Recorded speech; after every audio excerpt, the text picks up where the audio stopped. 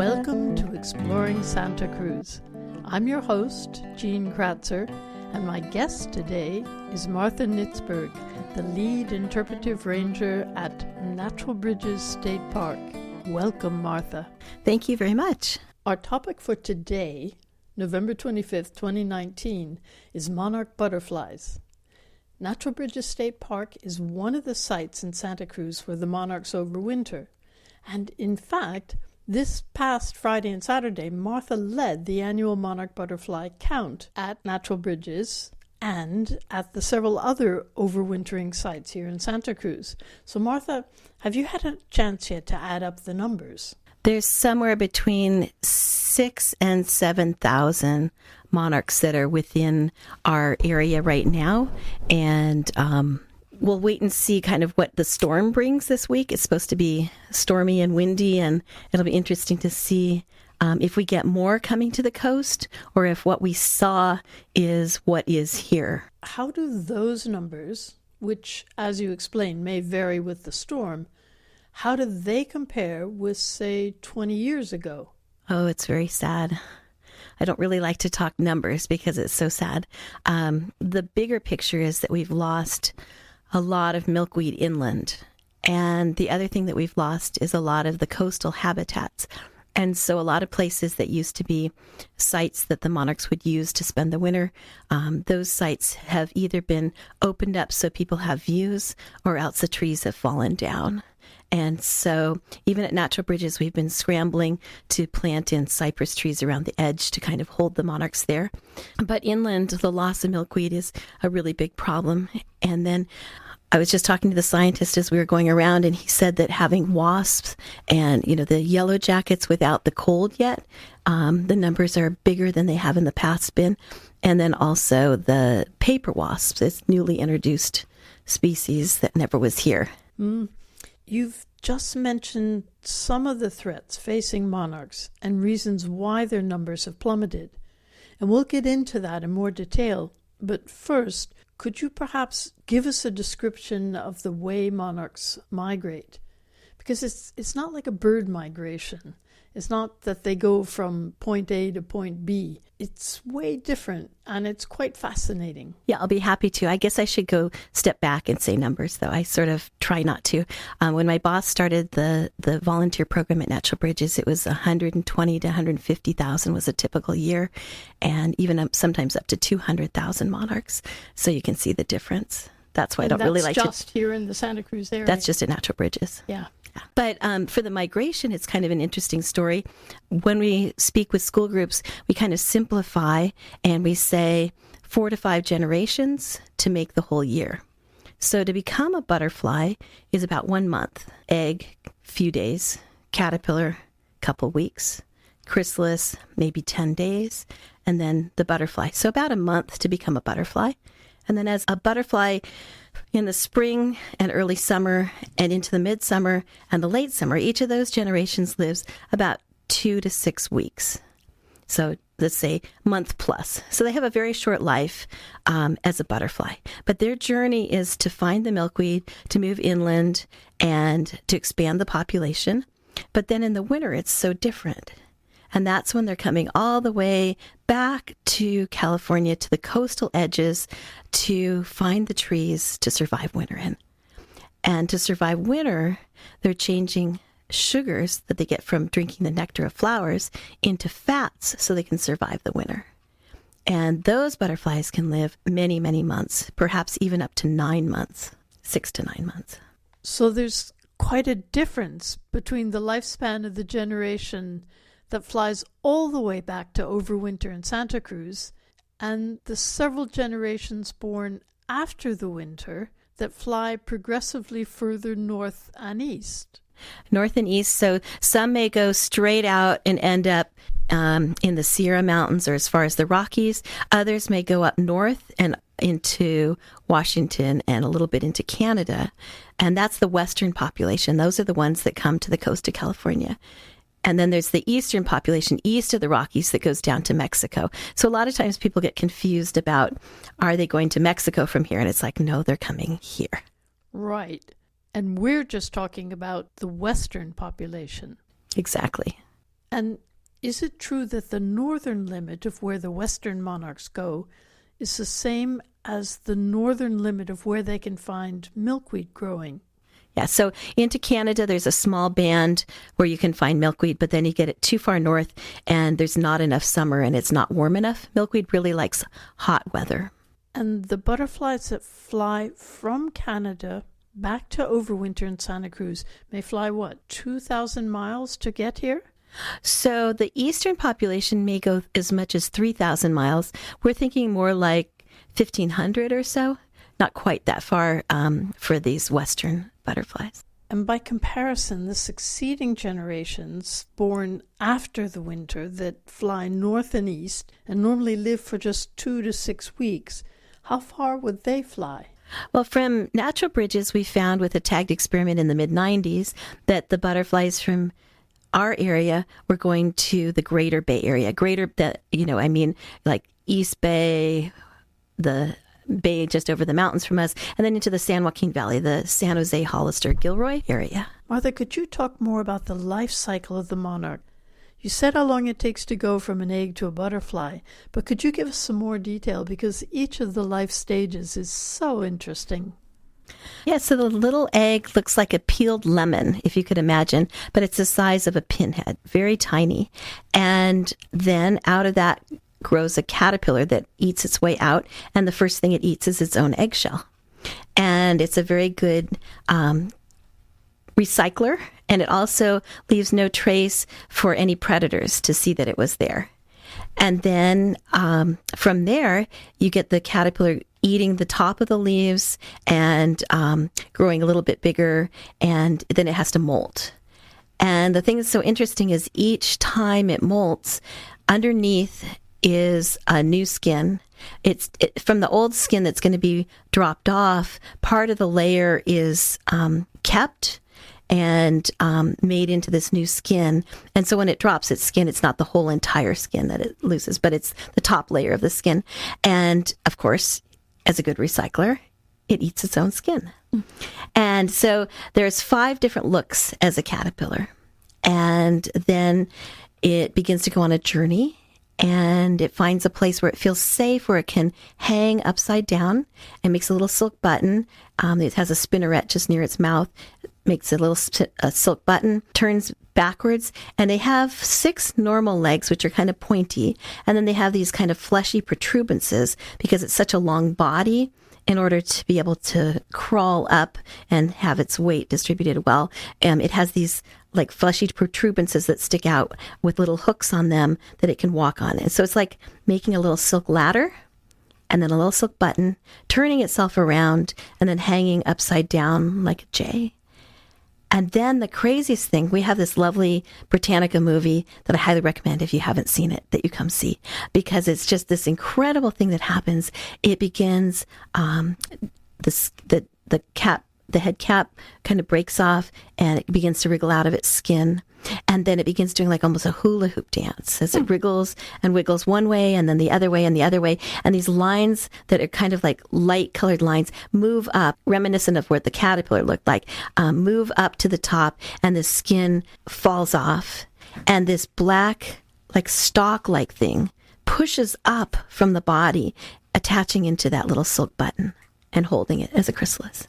And then about 10 days later, you start to see the color change from that green, which is actually like pea soup inside, I'm told. But all the cells know where they're going, and they have, they're called imaginal discs. They're images of what they're going to become. And so the wing starts growing out of that imaginal disc, and the legs out of this one. And then it reforms as a solid. So it's kind of amazing to have a solid turn into a liquid and reform as a solid. And then, of course, the butterfly, when it comes out, that's also incredible. You see it come out head first. And a few times we've been with groups, and everybody's been so quiet that it got mistakenly thought that it was safe and nothing was around. And so we've been able to see the whole process. Normally what happens is it waits until we're gone out of the room or off, away from it, and then it comes out. So as it emerges, it can't undo that. And with gravity, it comes pushing down head first, and then it has to take its legs and grab onto the chrysalis case.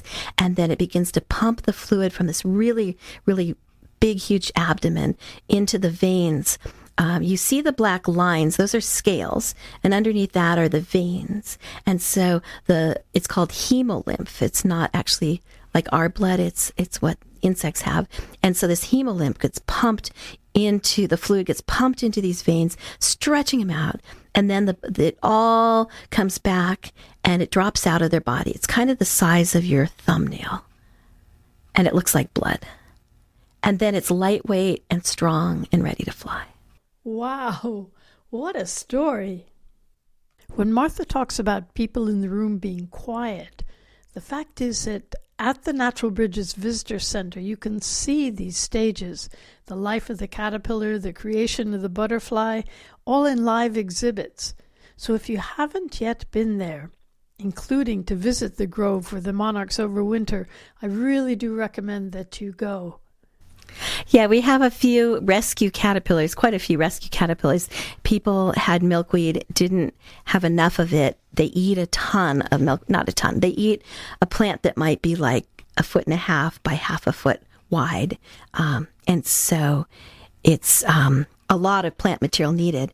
And so people have brought these rescue caterpillars, and then we're feeding them and growing them up. So we have people coming from the Central Valley. We have people from the Bay Area, all kinds of people that need to know about milkweed, need to know about the whole life cycle and how important milkweed is. In Santa Cruz, it's a little bit different. Close to the coast, they're recommending that we don't plant it. So we just have a few plants that we're feeding them with, and we have somebody in the Bay Area that's giving us some plant material that's one of our docents, and so we're able to feed these caterpillars and grow them up. It's really fun to see it. We've already mentioned that there's been a precipitous fall in the numbers of monarchs over time. Can you tell us more about why this is happening? Without all the tree cover and without the wind block, some of these groves are less strong and they can't hold monarchs there for the winter. Monarchs are looking for each other, and what they need to find to raise their caterpillars, of course, is milkweed. And so they fly over the mountains to the Bay Area. Historically, that was as close as milkweed was found. And then they're laying their eggs on that. And what has happened in the Bay Area? Well, in my life, there used to be orchards, and those are now backyards. The open space that had milkweed, that's now backyards or pavement or buildings. And then there used to be some people that I know that are a bit older than I. They remember when there was huge stretches of open space where there used to be lots and lots of milkweed, and those places are more and more developed. So without the milkweeds inland, the monarchs are having a lot of trouble finding enough food to lay their eggs on and to have enough food for their caterpillars. So the other thing that's happened is not only loss of habitat, but there's many, many, many poisons that are used. One of the poisons that has been really affecting the milkweed is the use of the herbicide glyphosate. That's Roundup. And when they herbicided the roadsides and railroad tracks in the Bay Area in the late 90s, early 2000, the numbers just dropped from 127,000 to 10,000. It was really precipitous. And because there had been a tagged experiment wondering where the butterflies went, there was some information that we had to be able to look to see what was happening there. And that was kind of one of the key things for the drop. So what can the public do to help the monarchs?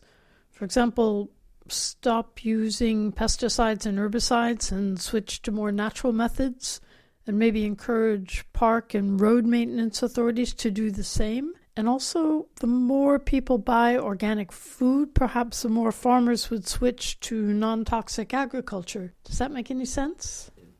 One of the hopeful things that happened a couple years ago was numbers started to kind of build up again. And it's hard to say, how much is the weather promoting the milkweed, but there was a concerted effort from the organization, one of the organizations that's really an advocate for monarchs, and that's the Xerces Society. And they were working with the organic table grape growers, and they were planting milkweed between the arbors. And that was a lot like it used to be when we had cornfields that weren't with the Roundup Ready. And so in the cornfields and now in the grape arbors, it's easier for the butterflies to hide from predators like birds and wasps and things like that because it's in and around these other plants. And they're doing this in the Central Valley. Yeah. So hopefully that's something that could expand further. Could you mention some of the organizations that support Monarchs?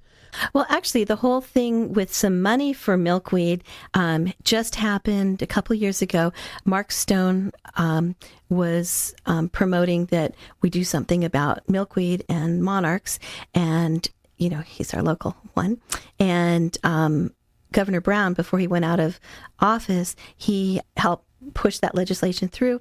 And so now there's some monies for these different organizations and other farmers and others to think about planting in milkweed in the Central Valley, in the Bay Area, other places. And there's some different land agencies that are working on that and some other conservation groups that are concerned about habitat. And all these different organizations Monarchs are part of their whole efforts to help, since they are an advocate for all the other butterflies.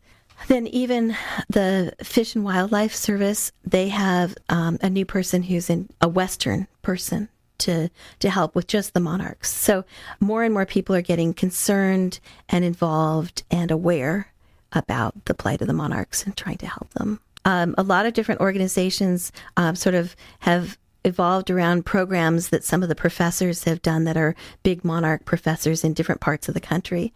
And so Journey North does a job of getting the students in the U.S. to send pictures down to Mexico, and then the kids in Mexico hold it while they're there, and then they get mailed back to the kids, and it all gets mixed up of whose art is what. And it's kind of been a nice interaction.